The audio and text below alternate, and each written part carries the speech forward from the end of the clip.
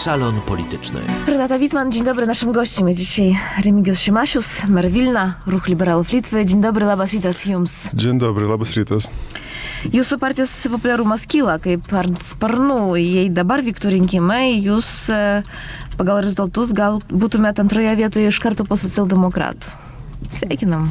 Ačiū, nežinau ar kaip ant sparnų, bet manau, kad žmonės pasilgo tiesiog ramios, konstruktyvios ir su gera nuotaika politikos. Tai kadangi galime tai pasiūlyti, tai aš tikrai labai tikiuosi, kad tas palaikymas ir toliau turėtų augti. Nes tikrai, man atrodo, atėjo toksai laikas Lietuva, kad liberalių sprendimų, mūsų siūlomų sprendimų reikia. Jeigu žmonės vertintų jūs pagal tai, kaip jūs sprendžiat mokyklų ir organizavimo klausimus, tai gal nebūtų tokie optimiški, nebūtų tokie palankus jums. Jums trūksta nuoseklumo. Kodėl? Dėl Lelevolio mokykloms. Jo, iš tikrųjų, dėl mokyklų reikia pasakyti, kad yra problemos labai rimtos Vilniuje, nes kelis metus žmonės buvo vedžiojami už nosies, jiems buvo žadami vieni dalykai, kai tuo tarpu buvo neaišku, ar bus galima juos padaryti ir neaišku, ar apskritai jie geri. Tai šito, ypač su lenkiško mokyklom, tas labai akivaizdu. Ir mes, sakykime, aš tapęs meru prieš 2 mėnesius truputėlį tokia, sakykime, ceitnoto būsenai atsidūriau, kur tikrai labai greitai reikėjo priiminėti sprendimus, kur ne visą laiką netgi jie paruošti buvo. Ir čia aš labai suprantu tas mokyklų bendruomenės, kurioms tie sprendimai atrodo nelogiški, nepriimtini, bet mano tikslas yra, kad apskritai visam Vilniuje būtų normalus švietimas, kad nebūtų taip, kad viena mokykla perpildyta, tarkime, 150% krūvių pripildė, o kita 50%. Gerai, tai va, čia šitos dalykus reikia labai atsakingai žiūrėti ir sutvarkyti. Pirmą nusprendėt, kad Lelevolio mokykloje nebus 11-12 klasių, kad nėra šansų tapti ilgąją gimnaziją. Paskui buvo toksai pasiūlymas, kad jeigu persikels į kitą pastatą, reiškia, laisvins tą pastatą Antakalnį, tai tokios galimybės yra. Tai skamba kaip šantažas. Pirmiausia, tai aš noriu pasakyti, kad prieš kelias savaitės Seimas priėmė įstatymą, kurio aš beje visiškai nesveikinu, kad dar 2 metam yra nukeliamas galutinis mokyklų tinklo išgryninimo terminas. Bet kodėl jūs pats ką tik sakėte, kad per labai trumpą laiką reikia priimti labai daug sprendimų, kad laikas bus didesnis. Gerba Renata, tai apie tą ir kalba. Tai iki šiol buvo taip, kad rugsėjo 1, ateinant rugsėjo 1 yra galutinis laikas ir viskas, taškas. Pasibaigia. Arba yra gimnazijos, arba pagrindinės mokyklos, arba progimnazijos. Vidurinių mokyklų nebelieka. Seimas pasakė, kad tam yra dar 2 metai. Dar 2 metai. Tai šioje vietoje, kalbant apie Leleverio mokyklą, tai yra iš esmės pasinaudojimas tai dar 2 metų galimybė. Kitų mokyklų atveju mes tokio pagrindo nematom, o Leleverio mokyklos atveju aš matau asmeniškai tokį pagrindą vien dėl labai elementarios priežasties. Negali mokykloje 2 pokyčiai rimti vykti vienu metu. Ir šiuo atveju vėlgi Leleverio mokykloje mes siūlome ir iš esmės toks sprendimas ir manau turėtų būti priimtas, kad tas chaosas Antakalnio Žirmūnų šitoje dalyje su mokyklomis turi pasibaigti, nes Leleverio mokykla yra viena dalis Antakalnio pusė, kita Žirmūnų pusė. Pusė kilometro tik atstumas, bet vis tiek skirtingose upės pusėje. Kita mokykla, lietuviška Antakalnio gimnazija yra, sakykime, viena dalis vienoje gatvės pusėje, kita kitoje gatvės pusėje. Vienas iš tų pastatų Antakalnio mokyklos yra vienam pastate ir viena mokykla, ir kita įsikūrusi. Pastatų prasme, patalpų išnaudojimo visiškas disbalansas, pastatai patys apleisti, norint normaliai sutvarkyti, reikia tikrai rimtai, solidžiai, sistemiškai ir žiūrėti. Ir aš beje turiu pasakyti, kad ta mokykla, lyginant arba Antakalnio gimnaziją arba Leleverio, sakykime, ilgai gimnaziją, jeigu netaptų. Taip. Ta, kuri galiausiai bazuosis Žirmūnų dalyje, jinai iš to labai daug išloš. Ir galiu pasakyti, kodėl. Ta prasme, kad Žirmūnų ta dalis patenka į ES integruotų teritorijų plėtros dalį, nes, kaip žinia, Vilniuje yra 2 sritis, 2 teritorijos, šiaurinė ir pietinė, kur bus galima skirti daugiau ES pinigų. Ir iš tikrųjų visos mokyklos, kurios patenka į tas teritorijas, joms atnaujinti, renovuoti, rekonstruoti yra visoms numatyta rimtų pinigų. Tai šitoje aš labai atsakingai pasakau, ta mokykla, kuri bus Žirmūnuose, jai bus didesni resursai, bus galima rasti didesnius resursus. Antakalnio mokykla jau yra renovuota ir atnaujinta ir labai gražiai atrodo. Tai kodėl nesiūlot perkelti į vieną pusę, bet būtent į Antakalnį? Šiuo atveju aš kalbu apie palyginimą tas, kuris bus dabartinė Leleverio mokyklos dalyje, kur yra Antakalnio dalyje. ir ta, kuri bus, minties gatvėje. Tai vat būtent apie šitos du pastatus šnekant. Tas pastatas, kuris yra Žirmūnų dalyje, jisai bus gražesnis ir geriau suremontuotas. Apie tai. O apskritai mokyklų Vilniuje yra visokių ir labai gražių, ir labai nudrengtų. Bet gerai, tai koksgi bus jūsų sprendimas dėl Lelevelio mokyklos? Mano siūlymas ir mūsų valdančiosios koalicijos yra siūlymas toksai, kad kol kas, kadangi yra tokia galimybė, 2 metus dar suteikti galimybę būti ilgąją gimnaziją, paskui žiūrėsim, ką ir sakykime, švietimo ministerija pasakys, priklausys nuo to, o pačius pastus sujungti vieną ir kelti, sukoncentruoti viską Žirmūnų dalyje, minties gatvėje ir, tai yra laimėjimas mokykloje. Kodėl būtent nesiūlot sukonstruoti viename pastate, bet ne Žirmūnuose, o Antakalnyje? Žinot, mes labai normalus ir rimtas klausimas. Ir bendruomenė lygiai taip pat uždavė, kai ir vicemeras, ir patarėjas mano tenai buvo, suskaičiavus būtent moksleivių srautus ir plotus mokyklų, paaiškėja, kad vis dėlto racionalus sprendimas iš tiesų yra būtent Lelevelio mokyklą koncentruoti Žirmūnuose, o Antakalnio progimnaziją. Skaičiavot, nes tada Antakalnyje nelieka nei vienos lenkiškos mokyklos. O ten atvažiuoja vaikai ne tik iš Antakalnio, iš tų kitų vietovių, kur yra, žinot, link Nemenčinės ir taip toliau. Čia viena iš tų bėdų yra lenkiškos mokyklos, nelenkiškos mokyklos, visi yra vienodai svarbus. Šiuo atveju labai svarbu, kad visi galėtų įsitekti ten, kur gali ir geriausiai įsitekti. Tai būtent per tą prizmę ir žiūrime. Ir labai natūralu, kad Vilniui apie 20% Lenkų gyvena, ar ne, o išsidėstymas gyvenimo vietos lygiai taip pat pasklidusios. Tai dėja labai natūralu yra, kad toliau mokyklą atvažiuoti. Jūs turbūt suprantat, kad Lelevelio mokykla yra išskirtinė. Čia yra pirmoji lenkiška mokykla su tradicijom. Be abejo suprantu. Tai šiuo atveju ir ta mokykla, aš labai tikiuosi, kad tas tradicijas tęs. Bet kitam pastate, jau? Ir tada jūs atšauksite savo sprendimą nekomplektuoti 11-12 klasių? Jo, čia kartu yra kompleksiškai viskas daroma. Ir vėlgi dėl sprendimo atšaukimo, tai dar kartą noriu pabrėžti, kad per mėnesį, nuo praėjusio mėnesio Seimas sudžiazavo, sakykime, ir nusprendė, kad 2 metam reikėtų atidėti. Tai pasikeitė išorinė aplinka. Jeigu prieš kurį laiką aš nebūčiau galėjęs tokio sprendimo priimti. Tai yra šiuo atveju netgi ir švietimo ministerijos galiausiai išvados yra labai aiškios, kad negali būti ilgoji gimnazija ir aš net negalėjau net prie geriausių norų siūlyti kitokio sprendimo. Seimui pakeitus įstatymą, tokį sprendimą kitokį aš galiu siūlyti ir jį siūlau. Kai kurios lietuviškos mokyklos gavo tą ilgosios gimnazijos statusą, Daukšos, pavyzdžiui, mokyklą. Kai kurios gavo, bet didžioji dalis negavo.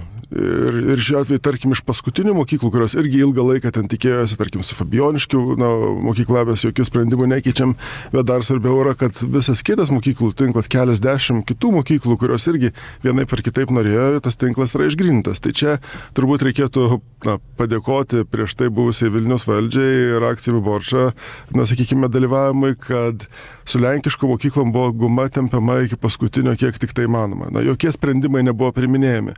O jeigu taip tiesą sakant, tai pažiūrėjęs į, aš viskai ir lietuviškose, ir rusiškose, ir lenkiškose mokyklose lankausi, tai, pažiūrėjęs, ar tikrai lenkiškose mokyklose yra geresnė situacija ir geresnis švietimas, aš tai labai drįsčiau abejoti. Man atrodo, kad dėja ne geresnis, o šiek tiek netgi blogesnė situacija yra. Ploto daug, Pagal ką jūs tai sprendžiat? Aš tiesą sakant, aš matau ir moksleivių nuotaiką, ir tai kaip jie ten jaučiasi, kokias ten priemonės turi ir visus dalykus. Kas lenkiškose mokyklose yra, taip galima sakyti geriau, jeigu taip galima pavadinti geriau, kad yra daugiau ploto vienam moksleiviui tenka. Mes galime lentelę pažiūrėti, savivaldybė paskelbus yra.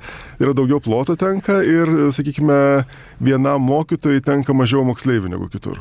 Bet daugiau. Pagal egzaminų rezultatus ir jie blogesni yra tik tai iš vieno egzamino, iš lietuvių literatūros. Jo, tai pagal egzaminų rezultatus tikrai nieko nėra išskirtinio, bet mes čia yra geriausias dalykas spręsti. Bet mes turbūt sutikim, kad ne vienintelis dalykas yra egzaminų rezultatai irgi. Ne vienintelis. Aš bent jau, kai savo vaikų mokyklą rinkausi, tai ne pagal egzaminų rezultatus rinkausi. Nuotaikas labai sunku tiesiog pajusti ir čia yra labai subtilu ir subjektyvu. Be abejo. Aš su to visiškai sutinku. Bet yra dar tokie dalykai kaip tradicijos, kaip kultūra ir taip toliau, kur Lenkų vaikai negaus lietuviškose mokyklose. Labai tikiuosi, kad vėlgi Lelevelio mokykla, kaip, sakykime, pirmoji su didelėm tradicijom, 2 Nobelio premijos laureatai, kad jie tikrai galės tas tradicijas tęsti ir duok Dieve, kad testų. Ir bus ilgojo gimnazija. Ir daug dievė ir kitom mokyklom tas tradicijas kurti. Aš linkiu dėl Nobelio premijos laureatų ir iš kitur, ir iš Sirokomlės, ir iš Mickevičiaus mokyklos, ir iš Jono Pauliaus. Tai kaip su Sirokomlės mokykla bus? Kokias perspektyvas? Su Sirokomlės mokyklos kol kas, kadangi, na, vėlgi, toks buvo sudžiazavimas ankstesniuoju metu, jinai turi specifinį statusą dabar viešosios įstaigos, tai niekas dabar net nebesupranta, kaip nuo kurios čia pusės prieiti. Mes iš tikrųjų nusimatė, kad jeigu Teisingumo ministerija nepasakys, kad netinkamas toksai statusas, nes kyla abejonė dėl... O jūs kreipėtės jau į... Jo, tai buvo užklausimas tiesiog, nes labai elementarus klausimas. Na, ne visi ekspertai yra tikri, kaip čia dabar švietimo ministerija traktuos. Jūs pats buvo Teisingumo ministru, jūs pats nežinot, kaip... Aš tiesą sakant, mano asmeninė nuomonė, tai yra, na, ne visai atitinka konstitucinę sąrangą ir teisės aktus toksai statusas. Bet vėlgi, tai yra mano subjektyvi asmeninė nuomonė grynai iš teisinės prizmės. Šiuo atveju priklausys viskas nuo to, kaip švietimo ministerija traktuoja tokią mokyklą. Jeigu jinai galima, tegul jau būna. Nors ir nemanau, kad tai yra pats geriausias sprendimas. Beje, Sirokomlės mokykla yra vienintelė iš lenkiškų mokyklų, kur sakykime, yra perkrauta ir labiau apkrauta netgi negu projektiniai pajėgumai. Visos kitos yra, na, sakykime taip, apytuštės palyginus su tuo, kiek galėtų mokytis ten moksleivių. Tai va, tos, kurios apytuštės, tai sakoma, dėl to jūs negalit gauti, nes per mažai yra mokinių, todėl negaunat ilgosios gimnazijos statusą. Čia yra net perpildyta ir vis tiek negaunat. Ne dėl to. Ilgosios gimnazijos statusas su užpildymu arba neužpildymu nei kiek nėra susijęs. Jisai yra susijęs su dviem dalykais. Su vietovė gali būti susiję, nes pakraščių mokyklos, jos gauna statusą, kur yra toli, iš tikrųjų labai toli atvažiuoti, su transporto problemos. Tai visos pakraščių mokyklos. Daukšos mokykla nėra pakraščių. Daukšos nėra pakraščių.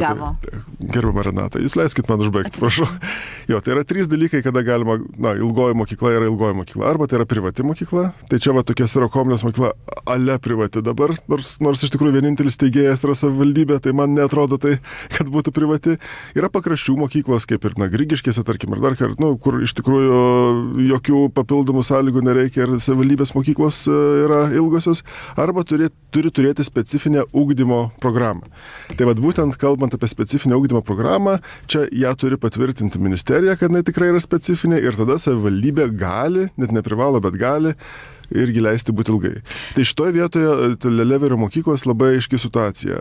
Švietimo ministerija nepatvirtino, kad tai yra išskirtinė specifinė ugdymo programa ir savivaldybė net negalėjo anksčiau suteikti ilgosios statuso. Dėl Daukšos buvo kiek kitokia, sakykime, išvada ir lygiai taip pat dėl Tuskulėnų mokyklos. Tai šitoje vietoje yra viskas labai aišku. Ir juo labiau vėlgi labai norėsiu atkreipti dėmesį, kad jeigu lietuviškų mokyklų tinklas jau senai buvo sutvarkytas, išskirstas gimnazijos, progimnazijos, tai su rusišku iš dalies, tai su lenkiškomis mokyklomis buvo labai ilgai pakabintas tarp dangaus ir žemės. Vien tik tai galbūt Jono Pauliaus gimnazija ir progimnazija buvo išsigrynusios kaip toks mazgas išsigrynęs. Visur kitur buvo iš tikrųjų labai ilgas užstrigimas ir tai tikrai nei nauda yra. Ir aš galiu pasakyti netgi, kodėl netgi koncentracija tam tikroje vietoje gali būti reikalinga gimnazijom. Galima įvairias koncepcijas turėti, ar nuo 1 iki 12 klasės vienoje mokykloje ir skirtingai, bet jeigu tu esi gimnazistas ir tu, pavyzdžiui, nori vieną dalyką mokytis A lygiu arba B lygiu, pasirinkti mokytoją vienokį ar kitokį. Jeigu nori ne tik anglų kalbą, bet ir vokiečių arba prancūzų arba kitus dalykus. Tai labai natūralu, kad jeigu yra 2 paralelinės klasės tik tai, mokyklai, tai yra labai sunku tai užtikrinti. Ir pasižiūrėjus jau į tuos moksleivius, tarkim, kad ir iš lietuviškų gimnazijų, kurie baigė, kur yra daugiau paralelinių klasių, tai jie džiaugiasi tuo pasirinkimu, kad jie galėjo iš tikrųjų pasirinkti labai daugą. Tuo tarpu, kur yra 1-2 klasės, yra galbūt komforto, yra daug privalumų, bet yra ir trūkumų. Ir tą reikia pripažinti. Taip, ir tokio realaus praktinio pasirinkimo mažėja. Mere, greitai praeis 100 dienų, kai jūs esat valdžioje. Greitai, Vilniuje. Po poros savaičių. Kas sunkiausiai jums buvo per šitas 100 dienų? Iš tiesų ir buvo ir yra, galima sakyti, negaliu pasakyti, kad čia jau sunkumai praeityje ir dabar jau vien tik tai jau čia lieka laukti, kol veiks viskas puikiai. Tai iš tiesų galbūt pats valdybės mechanizmas yra, sakyčiau, surastas ne visai kūrybiniam darbui, o tokiam taškinių nurodymų vykdymui. Ir aš iš tikrųjų labai manau, kad man vis dar iššūkis yra užtikrinti, kad savivaldybės įstaigų darbuotojai iš tikrųjų dirbtų kūrybiškai ir inovatyviai ir patys atsakingai. Tai čia yra didžiausias iššūkis. Jums galiu, užtenka, ar norėtumėt, matot, kad reiktų daugiau, kadangi išrinktas jūs buvot jau kitaip, jau tiesioginėse rinkimuose, taip? Tai žinau, kad tikrai kol kas negaliu guostis, kad trūksta galių. Kiek reikia, sutarėm, susišnekam ir kažkaip to tikrai negaliu guostis, kad trūktų galių. Čia yra pakankamai tų galių, bent jau kol kas neišiškėjo kažkokie trūkumai. Čia reikia susitvarkyti su tais, užlopyti tas skylės, kurios buvo ir įdėti tolin. Dėl naujų sprendimų, nes nauja rinkliava bus įdėkta, taip, įvesta. Kalbant apie turistinę rinkliavą, tai iš tiesų yra toksai pasiūlymas, yra toksai sprendimas, tai labai tikėtina, kad trečiadienį svarstysime taryboje, dar tiesą sakant, nesu 100% tikras, ar bus darbotvarkė, nes ir koalicijos partneriams, konservatoriams reikia pagalvoti dar, ar daugiau pasvarstyti tos dalykus, bet yra tokia galimybė, jeigu tas atsirastų, tai iš tikrųjų ką tai reikštų? Tai reikštų, kad viešbučiuose apsigyvenę turistai, jie turėtų mokėti po rinkliavą €1, po 2,5 metų eurų, ir tai būtų panaudota Vilniaus marketingui, Vilniaus prisistatymui užsienyje. Nes labai akivaizdu, pagrindinė Vilniaus problema, kalbant apie turizmą, yra, kad jis per mažai prisistato ir per mažai žino apie tai žmonės. Lenkų turistai žino, Ostrą Bramą atvažiuoja pažiūrėti ir Rasų kapines nueiti ir visas tas labai gerai žinoma. Bet yra žmonių, kur, tokių rinkų, kur iš tikrųjų galėtų vilniečiai labai didelę naudą patirti iš to. Bet nepatiria dėl to, kad nėra lėšų prisistatyti. Ir šiuo atveju aš ką noriu pabrėžti apie tą rinkliavą, tai vienintelė arba būtina sąlyga, kad neatsirastų, kad ir patys viešbučiai ir kiti apgyvendinimo paslaugų teikėjai, kad jie sakytų, kad taip mes sutinkame, norime mokėti mainais už tai, kad gausime šitą marketingą. Jeigu viešbučiai sakytų, ne, mes nenorime, tai aš tikrai iš liberalų tikėtis, kad atsirastų rinkliava, tai būtų per daug naivu. Bandėte jau klausti viešbučius, kaip jie... Tai ne tik bandėme, bet jau porą mėnesių iš tikrųjų kaip sistemiškai šnekamės apie tai. Ir pritarė kol kas, taip? Yra pritarimas, yra sutarimas, aišku, pati rinkliava nėra pats džiugiausias dalykas, bet jos panaudojimo būdas ir kaip tai bus panaudojama, dėl viso to sutarim ir palaikymas visiškai yra. Čia sakau, dar tarp politikų yra daugiau noro vis dar pasvarstyti. Yra toks projektas Vilniuje, kai paminklai prakalba, turint išmanėjį telefoną. Puikus projektas. Matėt, taip. Kalba lietuviškai, aišku, ukrainietiškai, rusiškai. Nė vienas paminklas nekalba lenkiškai, merė. Reikės pasakyti Modernaus meno centrui, kad... Net Adam Mickiewicz kalba tik lietuviškai. Jo, reikės iš tikrųjų pasakyti, kad būtų labai teisinga ir logiška, jeigu kalbėtų lenkiškai. Aišku. Toks įspūdis, kad lenkų kultūros čia iš vis jokių pėdsakų, ne. Gerai, ačiū Renata. Aš kol kas labiau susirūpinęs buvau, kad man keista, kad po savaitės netgi 3 ženkliukai tie su barkodais buvo nulupinėti, galvoju, kas čia per kultūra. Bet tikiuosi, kad ne Lenkų turistai nulipinė. Aš esu tikra, kad ne Lenkų turistai. Iš tikrųjų, labai, man atrodo, būtų teisinga, jeigu lenkiškai kalbėtų bent jau didelė dalis tų paminklų, ypač kur su Lenkų kultūra susiję. Tai, jūs mane suprantate. Tai aišku, ar Mickiewicz, ar nežinau, bet kas. Bet yra kažkas tikrai daug. Ar Gucevičius, ar kažkas. Taip. Merė, ačiū jums labai už pokalbį, ačiū už atvykimą. Linkime jums daugiau sėkmės ir gerų sprendimų. Ačiū. Naszym gościem był Remigiusz Šimašius, mer Vilna, Ruch Liberałów Litwy. Radio Znak